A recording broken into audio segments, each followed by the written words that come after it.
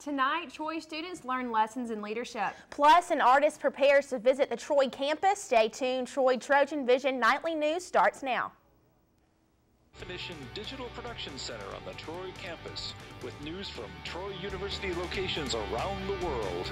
This is Troy TrojanVision Nightly News. Hello and welcome to Troy TrojanVision Nightly News for February 10th, 2014. I am Caitlin Crow. And I'm Amanda Ford. Thank you for joining us this evening. Learning to become better leaders was on the minds of Troy University students and community leaders this past weekend, and Troy University kicked off Black History Month by offering up lessons in leadership. Victoria Bailey has the story. Troy University held its 13th annual leadership conference celebrating African American history over the weekend. Troy students and community members had the opportunity to listen to speakers and learn about the importance of leadership. Just to get a deeper and better appreciation for pioneers, and also just to be able to interact with people that are not much older than me but who have succeeded in life. Also, being at this conference just gives me confirmation that I'm at Troy University for a reason, because opportunities that I have this weekend, I don't think I would have gotten elsewhere. Leadership may be looked at as an intimidating word, and some feel being a leader is too far out of their reach, but one guest speaker feels otherwise. Everyone can be a leader within their own sphere and within their own circle, and no man or woman is ahead of their time. And so everyone has the ability to impact positive change and add value to their community in a lot of different ways. Miss Troy University Brandy White also made an appearance and was able to greet guests on Troy's campus. Judge Penny Brown concluded the conference with a passionate address on not missing the call of leadership, a speech that hit home with White. Amazing. I'm so glad I got to be here and to hear Judge Penny. She was amazing, and she really talked to us about answering the call of our life and figuring out what we need to do to help others in our life. Victoria Bailey, Troy TrojanVision News. In addition to Reynolds, the youngest daughter of Martin Luther King Jr. served as the keynote speaker at this year's conference. Art lovers only have a few more days to see artistic interpretations of feminist themes in the Malone Art Gallery. An exhibit work of Texas artist Libby Row is currently on display in the Malone Gallery. However, the exhibit is set to close this Thursday. Row will visit campus this Thursday to give a lecture on her work to close the exhibit. Troy art professor Greg Skaggs says Rowe's work is a physical interpretation of years of personal study of feminism and should be educational for students. Doing work that's based on the thoughts, the ideas of women issues for years. I think it's very thought-provoking and very creative. She obviously is creating artwork that's based on her research, which is kind of a nice education for the general public. Once again, the lecture will be this Thursday at 4 o'clock in the Malone Gallery, located in Malone Hall on the Troy campus. The lecture is free and open to the public. Well, you know, there isn't much time left to apply to be a counselor for this year's Impact Orientation. That's right, Caitlin, and applications are due tomorrow, so there is still some time left to get one in. But what does it take to be an Impact counselor? Haley Greathouse takes a look. Every summer, Troy University holds Impact, a two-day orientation for incoming students. 8 freshmen and 2 transfer sessions will be held throughout the summer. But to make this possible, you need leaders, and it is time to choose the 2014 Impact leaders. We're going to pick 14 leaders who are, it's going to be a diverse group. We're going to have students who are freshmen, sophomore, juniors, and seniors. We're going to have students from different majors and different backgrounds, and that's kind of the beauty of it. We want students who are from different backgrounds, and so that they can answer any and all questions that our incoming students may have. Besides an application, what does it take to become an Impact leader? Once the applications are turned in, the students will sign up for an interview. The first round of interviews is a panel interview, and there'll be 3 people interviewing. They'll have 4 people being interviewed. There's a second round of interviews where it's just a one-on-one interview, and so that's a little more intense than the first round, but still, so the 2 rounds of interviews, and then we'll decide who our Impact leaders will be from that. And Dash says that being an Impact leader is a memorable experience. I was an Impact leader back in 2007, and now that I'm in charge of it, it's a great experience from both sides of it. It's one of the most memorable summers I've ever had during my career at Troy University as a student, and now also as a staff member. Haley Greathouse, Troy TrojanVision News. Applications can be picked up in the admissions office. Impact counselor applications are due tomorrow at noon in the admissions office. And now taking a look at news from around the state. In Opelika, Lee County coroner's officials say charges aren't expected to be filed in the death of a 30-year-old man who was hit by a car. Authorities say Ricardo Denard Jones was pronounced dead on the scene after he was hit by a car on U.S. Highway 280 Saturday night.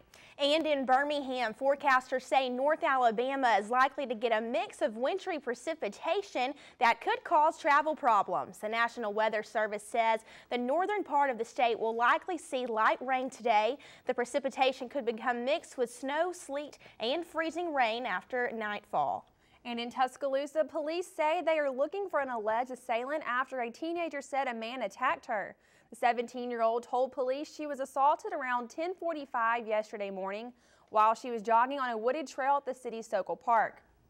And still to come on TrojanVision Nightly News, the softball team played host to the 2014 Subway Invitational over the weekend and wrapped up play against the number 6 team in the nation. Danielle Percival was there and will have a recap of the game and sport. So Danielle, softball season has officially kicked off, and it looks like they started out great this past weekend. Well, that's right, Amanda. It was a very busy weekend out at the newly renovated softball complex. We'll get into a full recap here in sports. After beginning the season with a 5-5 tie on Thursday, the softball team played host to the 2014 Subway Invitational over the weekend. The team started with a loss Friday night to Northwestern State, but rebounded on Saturday with 2 impressive shutout victories over Kennesaw State and Memphis. But the finale for the weekend was against an in-state foe who proved to be too much for the Trojans. The Trojan softball team battled the Alabama Crimson Tide on Sunday afternoon, with the 6th-ranked Crimson Tide coming away victorious 7-1. The teams were scoreless until the 3rd inning, when the Tide put up 4 runs to take the lead. I'm a little disappointed in the way we just played, but all in all, you can't say enough about some of the highs of the weekend, and I know that our team is much better than we showed in the last game. Alabama's Jacqueline Trena was dominant on the mound, pitching a complete game 3-hitter for the win, including 14 strikeouts. The Crimson Tide threw their ace, All-American, former pitcher of the year who won a national championship a couple years ago. They threw her at us. She was a very formidable foe and did a great job of shutting down our bats when I feel like we potentially have one of the best hitting teams that we've ever had in the history of the program. The newly renovated Troy softball complex was packed throughout the weekend, including Sunday's game with a record-setting 2,078 fans in attendance, shattering the previous record of just over 1,300. I think it speaks volumes as to the popularity of our sport and how people know the caliber of ball that we can play here at Troy University, and of course within the teams that we're able to bring in here to Troy America, courtesy of this great facility. But it's not just fans who are enjoying the new facility. It's an amazing feeling to be out on the field. I mean, me and Taylor have been dreaming of it since we got here, and we finally got it, and to be able to play on our field with our team, it's just amazing. When you get to come out into this type of facility, bring in some great teams from around the region, including the number 6 Crimson Tide, pack the house literally, where we hope we'll get an even bigger deck than we'd wished for as a result. You know, we're just extremely excited. Can't say enough about the great fans that came out to support Troy throughout the weekend. Great weekend here in this beautiful Taj Mahal of softball facilities. And with it being the first weekend the team was in action at the new facility, I got the opportunity to speak with the Chancellor himself about what the new upgrades bring to the university as a whole.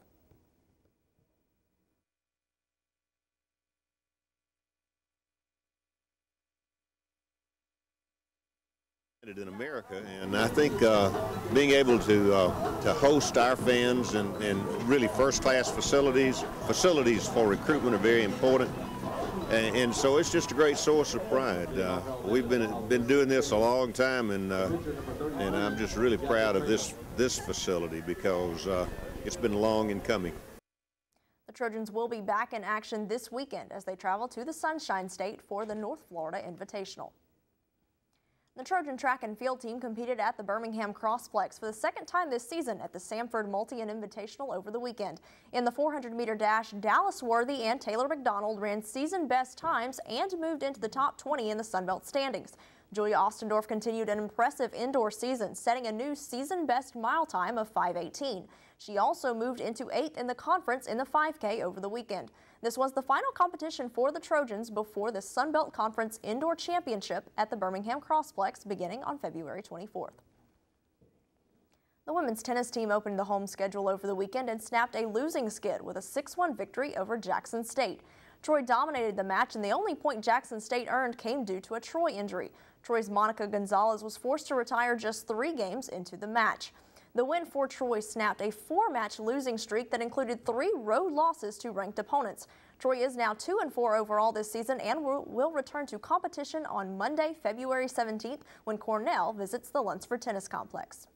And earlier today, the preseason Sun Belt baseball poll was released by the conference, as well as the preseason All-Sun Belt team. The Trojans were projected to finish 3rd in the conference by the league's coaches, behind UL Lafayette and South Alabama. Last season, the Jaguars and the Trojans split a share of the conference title. The 2 newcomers, Texas State and UT Arlington, are right behind Troy in 4th and 5th, respectively. The only player to receive recognition for Troy was pitcher Shane McCain, who was named to the preseason All-Sun Belt team. The Trojans will open the season on Friday at home against Northern Kentucky. So Amanda, Caitlin, with softball season having just begun this past weekend, great to see all those fans out there to support them. They won't be back in action at home until March 26th, but baseball is at home this weekend for the season opener. It'd be great to see all the Trojan fans that were out there supporting Troy this past weekend out to support baseball this weekend. Exactly. It looks like it's gearing up to be a really excited semester for spring sports. So absolutely. Thank you so much, Danielle. Thanks, guys.